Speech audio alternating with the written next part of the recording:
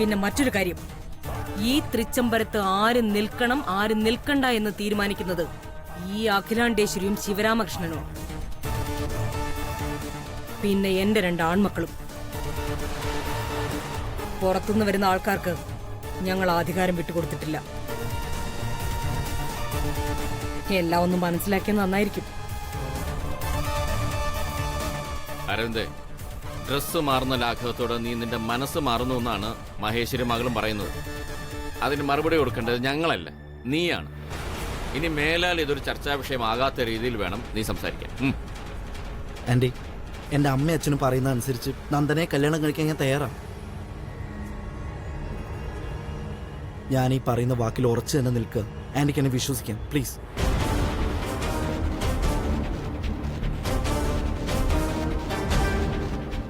That's my brother. Great. ഇനി കല്യാണിയുടെ കാര്യത്തിലല്ലേ എല്ലാവർക്കും സംശയം? എങ്കിൽ അതും വിടാം. കാരണം നന്ദന മരുമകളായിട്ട് തൃച്ചംബരത്ത് കാലെടുത്തു വെക്കുമ്പോ കല്യാണി ഈ തൃച്ചംബരത്ത് തന്നെ ഉണ്ടായിരിക്കുന്നതല്ല.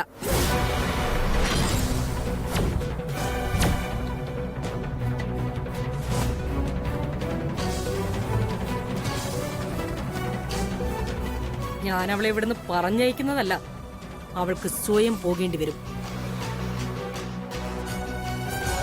മറ്റൊരു വീട്ടിലേക്ക് മരുമകളായിട്ട്.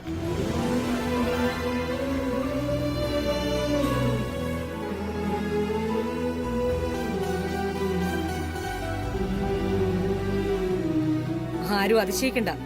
ദാസേട്ടനോട് പോലും ചോദിക്കാതെ എന്റെ ഒരു സ്വാതന്ത്ര്യത്തിൽ ഞാൻ എടുത്തതാണ് ഈ തീരുമാനം. അരവിന്ദിന്റെയും നന്ദനയുടെയും കല്യാണത്തിന് മുൻപ് കല്യാണിയുടെ കല്യാണം ഞാൻ നടത്തിയിരിക്കും.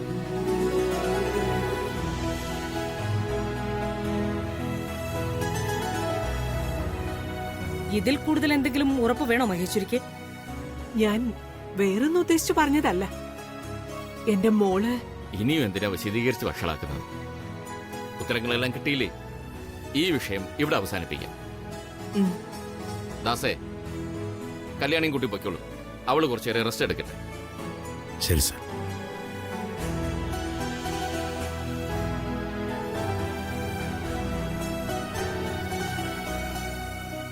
ഉറുമ്പ് കടിയേറ്റും കൊതുക് കടിയേറ്റും വരെ ആൾക്കാർ ചാവുന്നു. ഇവിടെ വണ്ടി കയറി ഇറങ്ങിയിട്ട് പോലും അപാര ജന്മം തന്നെ.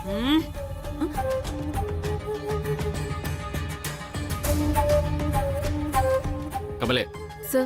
എല്ലാവർക്കും ടിഫിൻ എടുക്കും. ശരി സർ. വരൂ, കഴിക്കാൻ. ഒരു മിനിറ്റ്. ഞാനിവിടെ വന്നത് ഒരു പെർമിഷൻ ചോദിക്കാൻ കൂടിയാ. അത് പറയാൻ പറ്റിയില്ല. പെർമിഷനോ? എന്ത് പെർമിഷൻ? എനിക്ക് ഹസ്ബൻഡിനും ബിസിനസിന്റെ കാര്യമായിട്ട് അത്യാവശ്യമായി സിംഗപ്പൂർ വരെ ഒന്ന് പോണം. തിരിച്ചെത്താൻ 1-2 ആഴ്ചയെങ്കിലും എടുക്കും. അതുവരെ നന്ദനെ വീട്ടിൽ ഒറ്റയ്ക്കാക്കി പോകാനൊരു മടി. ഞങ്ങള് വരുന്നത് വരെ നന്ദനെ ഇവിടെ നിർത്തുകയാണെങ്കില്. എന്താ മഹേശ്വരി ഇത്? നന്ദന എന്റെ മരുമകളല്ലേ, അവൾ ഇവിടെ വേണ്ടേ നിൽക്കാൻ? ഇത് പറയാൻ ഇത്ര മടിക്കേണ്ട കാര്യം എന്താ? നിങ്ങൾ സിംഗപ്പൂരിൽ നിന്ന് വരുന്നത് വരെ നന്ദനെ മരുമകളായിട്ടല്ല, മകളായിട്ട് ഞാൻ നിർത്തും ഇവിടെ ഈ തൃച്ചംബരത്ത്.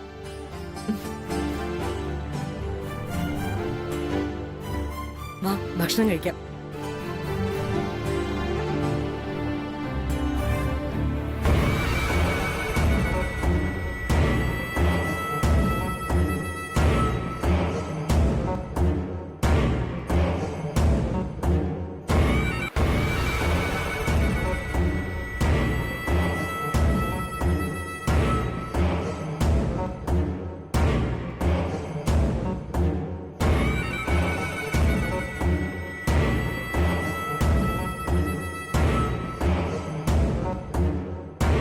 തൃച്ചംബരത്തിന് നീ വെറും കാഴ്ചക്കാരി മാത്രമായിരിക്കും.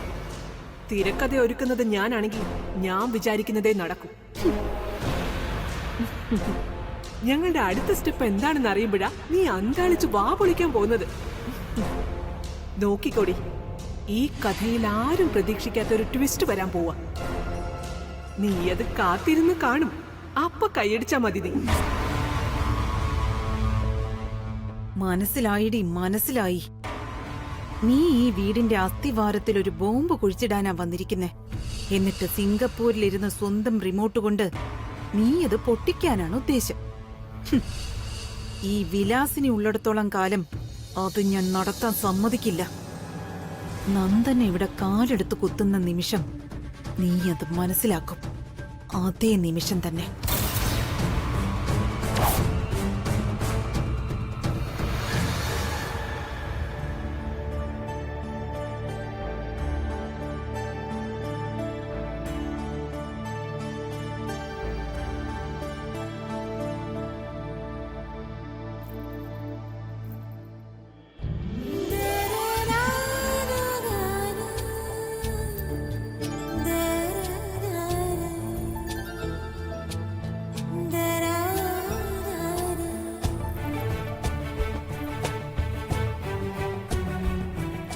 ചേച്ചി, ഇനി എങ്ങനെയൊക്കെ നോക്കിയാലും ഈ മുഖം മാറാനൊന്നും പോകുന്നില്ല.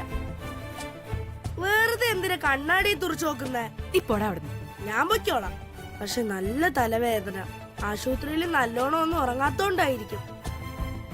ചേച്ചി എഴുന്നേറ്റ് വന്ന ഒരു പുതിനയിലിട്ട് ഒരു കാപ്പി ഉണ്ടാക്കിത്താ. ചേച്ചി, ഞാൻ പറഞ്ഞത് കേട്ടില്ലേ?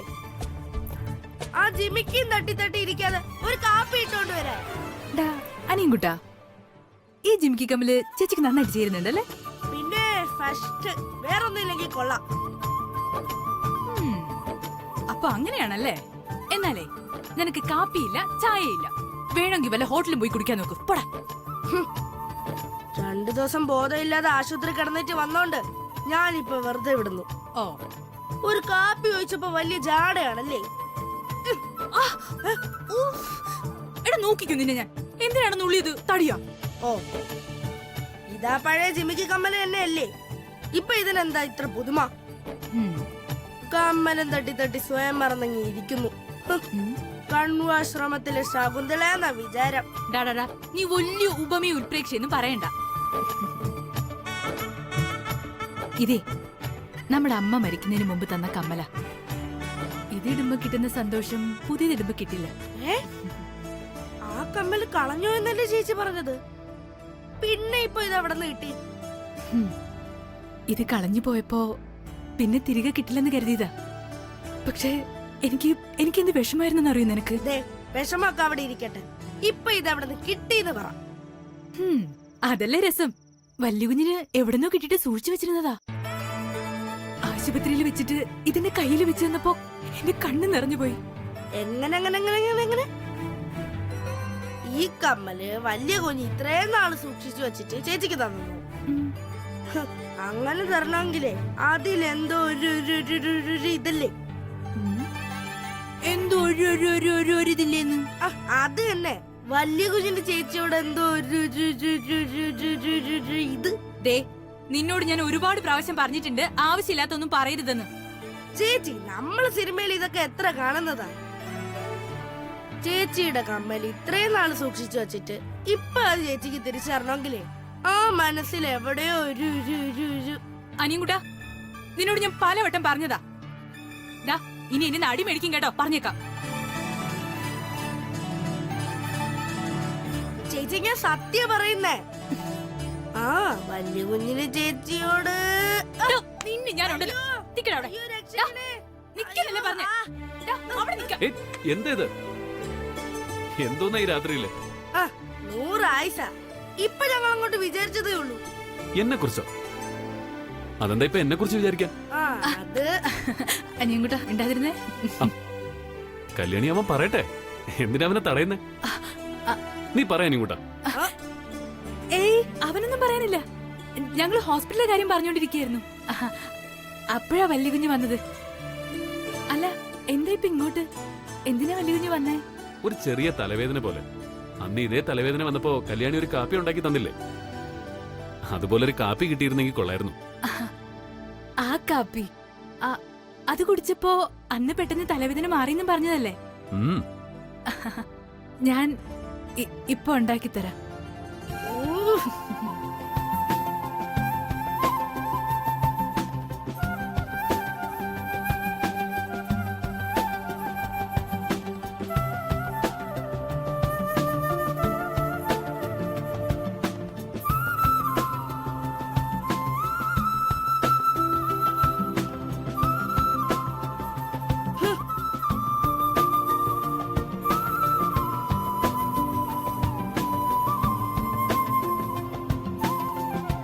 അനിയൻകുട്ടാ വന്ന് ചോദിക്കട്ടെ. ദേ പഠിത്തക്കാരുവാണെങ്കിൽ ചോദിക്കണമെന്നില്ല. ഈ വലിയവരെല്ലാം കുട്ടികളെ കാണുമ്പോ ആദ്യം ചോദിക്കുന്ന ബോറിന്റെ ഏർപ്പാടാ അത്. എന്നാലേ എന്നെ ആ ബോറന്മാരുടെ കൂട്ടത്തിൽ കൂട്ടിയാ മതി. നീ സ്കൂളിൽ പോകുന്നുണ്ടോ ഇപ്പോ? പോകുന്നുണ്ടെന്നും പറയാം, പോകുന്നില്ലെന്നും പറയാം. എല്ലാം ഒരു 50-50യാ. അപ്പൊ പഠിത്തവും 50-50 തന്നെ ആയിരിക്കുമല്ലോ. എന്ന് വേണമെങ്കിൽ പറയാം. ഈ പഠിക്കലൊക്കെ ഭയങ്കര തൊല്ലയാ.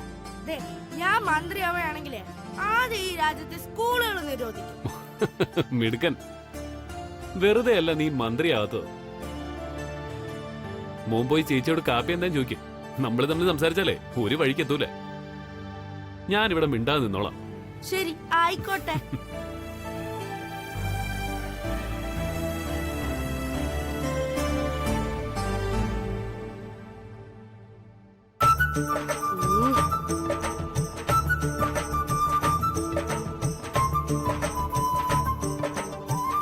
ദേ കാപ്പി. ഇവനോട് സംസാരിച്ച് തലവേദന കൂട്ടാണ്ട് ദേ ഇതങ്ങ് കുടിച്ചാട്ടെ.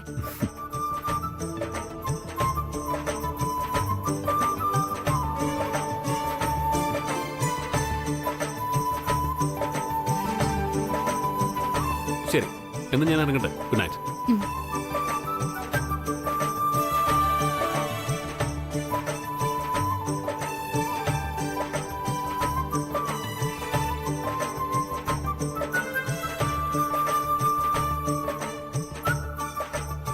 ദൈവമേ, ഇവൻ ഇന്ന് എന്നെ കൊല്ലും.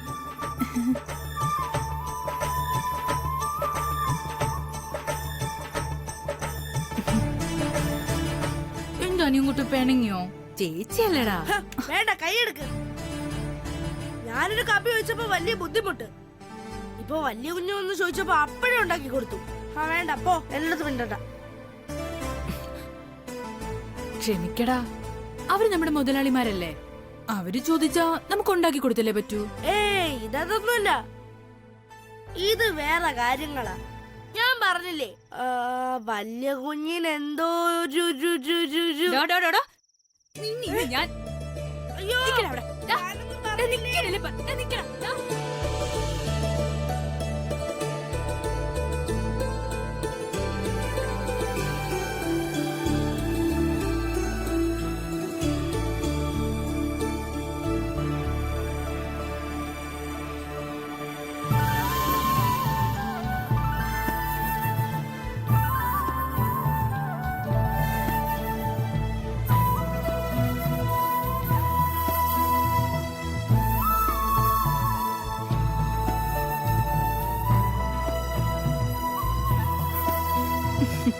എന്താടി പെണ്ണെ, സുഖല്ലേ നിനക്ക്? ഇനിയൊരിക്കലും മടങ്ങി വരില്ലെന്ന് പറഞ്ഞു പോയതല്ലേ. അത് ഏകദേശം അറം പറ്റിയതാ. പക്ഷേ ദൈവം സമ്മതിച്ചില്ല. എനിക്കൊരു 2ാം ജന്മം തന്നു. നല്ലൊരു 2ാം ജന്മം. നീ ഇപ്പൊ എന്താ ചോദിക്കാൻ പോണെന്ന് എനിക്കറിയാം. എന്നും സങ്കടം മാത്രം പറയുന്ന ആളുടെ മുഖത്തെന്താ ഇന്നിത്ര സന്തോഷം എന്നല്ലേ? സത്യം പറഞ്ഞ എന്റെ മനസ്സ് സന്തോഷം കൊണ്ട് നിറഞ്ഞിരിക്കുക. എനിക്ക് രക്തം നൽകി എന്നെ രക്ഷിച്ചത് ആരാന്നറിയോ നിനക്ക്? പറഞ്ഞാ നീ വിശ്വസിക്കില്ല. തൃച്ചംബരത്ത് അഖിലാണ്ടേശ്വരി അമ്മ. സത്യം. ഇന്ന് കല്യാണിയുടെ സിരകളിൽ ഓടുന്നത് ആ രക്തമാ. അതാ എന്റെ മുഖത്തെ സന്തോഷം.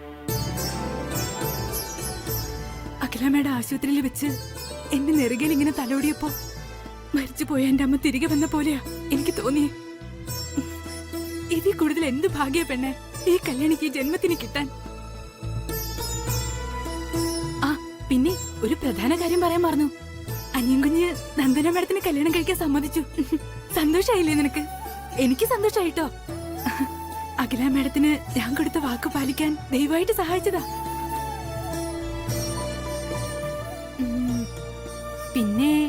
പിന്നെന്താ വിശേഷം എന്ന് ചോദിച്ചാ, പിന്നെ വല്യകുഞ്ഞ് ആശുപത്രിയിൽ വെച്ച് എനിക്കൊരു സമ്മാനം തന്നു. കളഞ്ഞു പോയെന്ന് ഞാൻ വിചാരിച്ച എന്റെ അമ്മയുടെ ജിമിക്കി കമ്മല്. ഞാനത് നിനക്ക് കാണിച്ചു തരാവേ, പിന്നീടാവട്ടെ. ഇപ്പോ എനിക്ക് പോണം, ഒരുപാട് ജോലിയുണ്ട് തീർക്കാൻ. പോട്ടെ, കാണാമേ. ശരിയപ്പോ.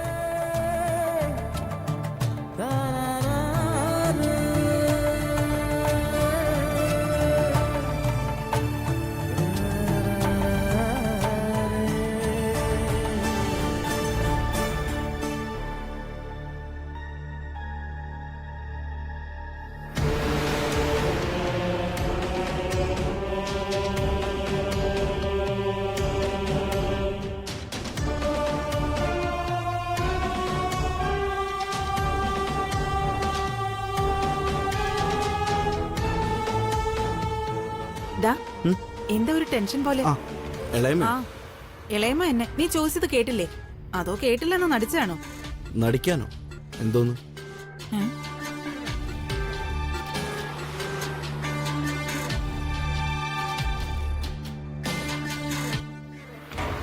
ഹ്, അത് വിട് മോനെ. എനിക്കറിയാം നീ എന്തിനാ ടെൻഷനോടെ ഇവിടെ വന്ന് നിൽക്കുന്നേന്ന്. ആ മഹേശ്വരിയുടെ മുന്നിൽ നന്ദനയെ കെട്ടിക്കോളാന്ന് വലിയ ഡയലോഗ് അടിക്കുന്ന കണ്ടല്ലോ. മനസ്സറിഞ്ഞുകൊണ്ടാണോ നീ അത് സംസാരിച്ചത്? സത്യം പറ. രാവിലെ തന്നെ ഇളയമൊന്ന് പോയേ. മനുഷ്യനോട് തലപ്രാന്ത് പിടിച്ചിരിക്കുമ്പോഴാ ഓരോന്ന് പറഞ്ഞ് മോന്താൻ വരുന്നത്.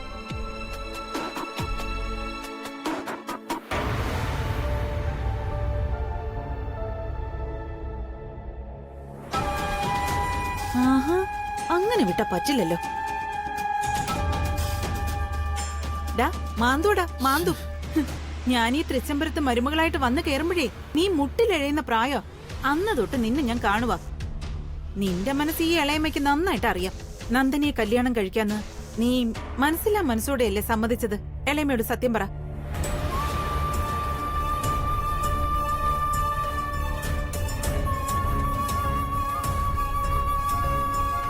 ഡാ ഞാനൊരു ഭാര്യ, കുട്ടികളും ഉണ്ട്. പറയാൻ പാടുണ്ടോന്ന് അറിയില്ല, എന്നാലും നിന്റെ ഈ മാനസികാവസ്ഥ കാണുമ്പോ പറഞ്ഞു പോവാ. കല്യാണം വലിയൊരു കെട്ടുപാടാ, അഴിയാക്കുരുക്ക്. പെട്ടുപോയാ വലിയ പ്രയാസമാ പുറത്തു കടക്കാൻ. പാർട്ട്ണർ നല്ലതല്ലെങ്കിൽ പിന്നെ ജീവിതം നരകം. അതുകൊണ്ട് നന്ദനിയോട് ഇഷ്ടപ്പെടാൻ കഴിയില്ലെങ്കിൽ നീ ഒരിക്കലും ഈ ബന്ധത്തിൽ ചെന്ന് ചാടരുത്. ഇലയ്ക്കും മുള്ളിനും കേടില്ലാത്ത രീതിയിൽ നന്ദനിയെ നിന്റെ ജീവിതത്തിൽ നിന്ന് ഒഴിവാക്കണം. ഒഴിവാക്കിയേ പറ്റൂ. ഇല്ല ഇളയമ്മേ, ഇനി അതൊന്നും പറ്റില്ല. ഞാൻ അമ്മയ്ക്ക് വാക്ക് കൊടുത്തുപോയി. സമ്മതിച്ചു, വാക്ക് കൊടുത്തത് നീ. പക്ഷേ അവള് തന്നെ സ്വയം ഒഴിഞ്ഞു പോയാലോ? എന്തു പറയുന്നു? പ്രശ്നം തീർന്നില്ലേ? അതൊന്നും ഒരിക്കലും നടക്കില്ലെന്നേ.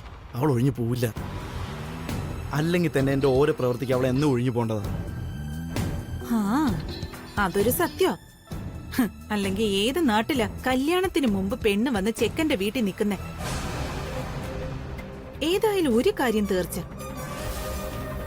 ഇത് മഹേശ്വരിയുടെ ബുദ്ധിയിൽ ജനിച്ച ഒരു മാസ്റ്റർ പ്ലാനാ. ഇതിന്റെ പിന്നിൽ എന്തോ ഉദ്ദേശമുണ്ട്. അതെനിക്കറിയാം. അതാണ് എന്റെ ടെൻഷൻ. ഇതിപ്പോ ചെകുത്താന്റെ കടലിന്റെ ഇടയിലായി പോയിന്റെ അവസ്ഥ. എന്ത് ചെയ്യണമെന്നറിയാൻ വയ്യ.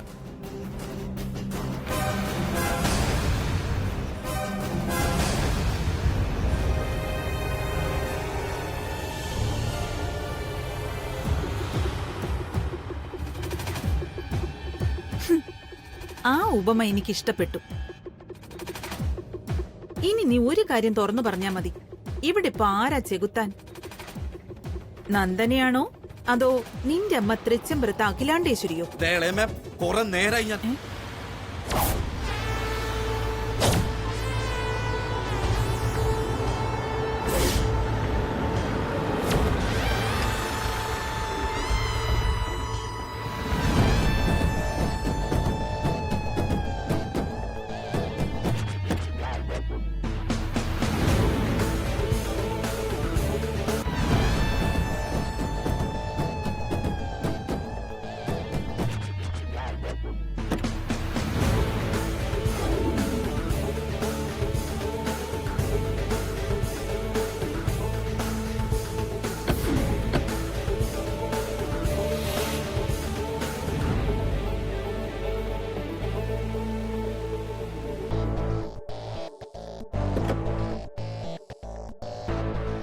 തല്ലിക്കൊന്നാലും ചാവില്ല. 100 ആയുസ. കണ്ടില്ലേ, അവളുടെ കാര്യം പറഞ്ഞ് നാവ് അകത്തിട്ടില്ല. അതിനു മുന്നേ എത്തി ചെകുത്താന് പിറന്ന സന്തതി. ഞാനേ പുറത്തു പോവാ. ഇവിടെ എന്നാ ശരിയാവില്ല.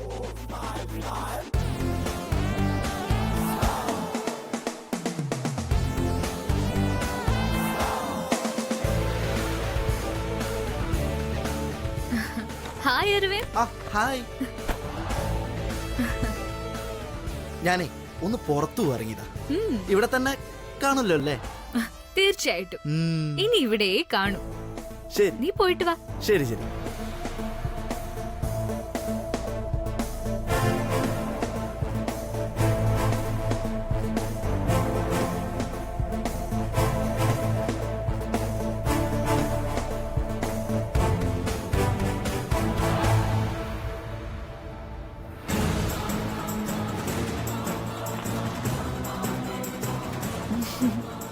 നമസ്കാരം നന്ദന മാഡം. ഇങ്ങോട്ട് തന്നു, ഞാൻ പിടിച്ചോളാം.